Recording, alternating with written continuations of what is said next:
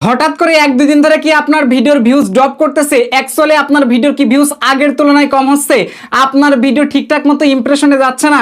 এইরকম যদি সমস্যা হয়ে থাকে তার কিন্তু সমাধানের জন্য ইতোমধ্যে ইউটিউব অটোমেটিক্যালি কিন্তু একটা আপডেট দিয়ে দিয়েছে। তার জন্য আপনারা এই মুহূর্তে ওয়াইটি স্টুডিও অ্যাপ্লিকেশনের মধ্যে ঢোকার পর অ্যানালিটিক্স অপশনে ক্লিক করে দিবেন, তারপর রিয়েল টাইম ভিউয়ের উপর ক্লিক করে দিলে দেখতে পারবেন এখানে লাস্ট 48 ঘন্টা এটা সিলেক্ট করে দিবেন, তাহলে এখানে দেখতে পারবেন একটা লেখা তুলে দিয়েছে YouTube we are experiencing issues the system of real-time data. These may cause inaccurate view count and report of video performance. We are working on the issue.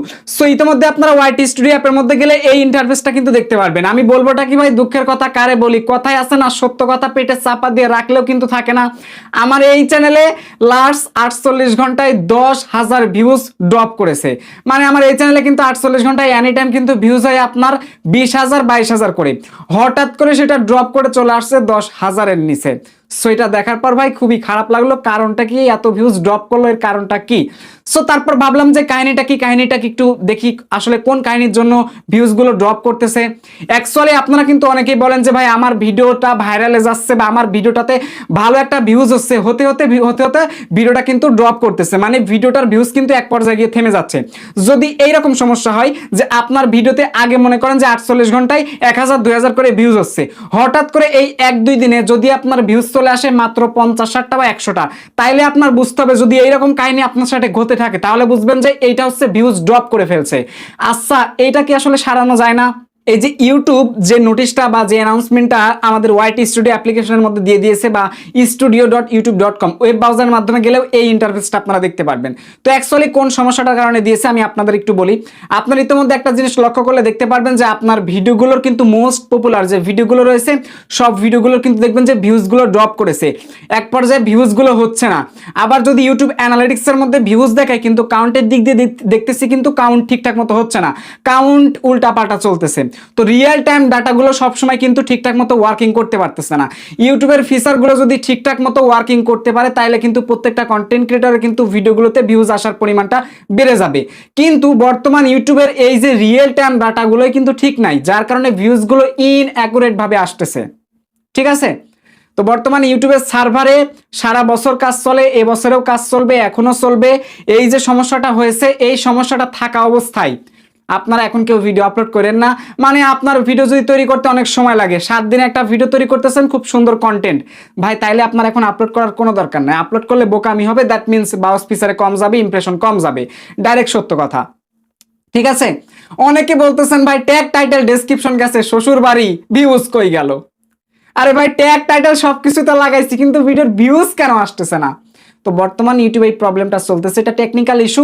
YouTube টেকনোলজিবিদরা কিন্তু খুব শীঘ্রই কিন্তু এটার সমাধান কিন্তু করে ফেলবে। সর্বোচ্চ 1-2 দিন 3 দিনের মধ্যে দেখবেন যে এই ফিশিংটা সলভ হয়ে গেছে। ইউটিউবে এরকম সমস্যা অহরহবার হয়েছে, এইটা নিয়ে আমি অলরেডি আরো 2বার ভিডিও তৈরি করেছি। তো বুঝতে পারতেছেন বিষয়টা আসলে কেমন। এখন অনেকে বলতে পারেন যে ওয়াইটি স্টুডিও অ্যাপের মধ্যে ঢোকার কারণে হয়তো বা এই সমস্যাটা হয়েছে।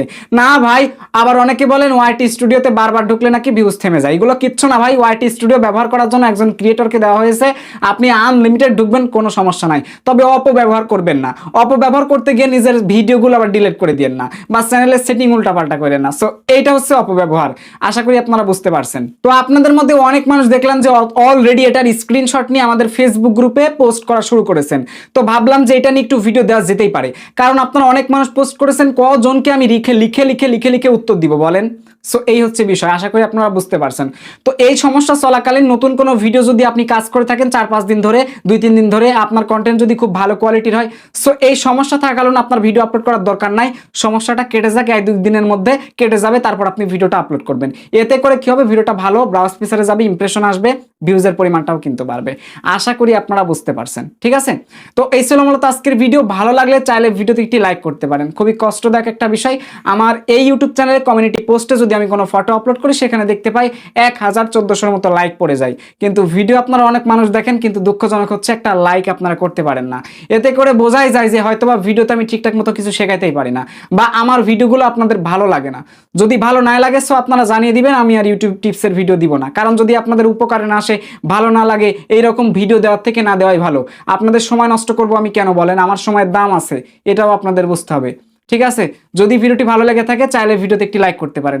এই ভিডিওর ফার্স্ট পিন কমেন্টে আমাদের অফিসিয়াল ফেসবুক গ্রুপের লিঙ্কটি দেওয়া আছে, আপনি গ্রুপে জানাবেন, সমস্যাগুলো পোস্ট করবেন। আশা করি বুঝতে পারছেন। দেখা হচ্ছে খুব শীঘ্রই পরবর্তী ভিডিওতে। ভালো থাকবেন, সুস্থ থাকবেন। Till then take care, good bye, আল্লাহ হাফেজ।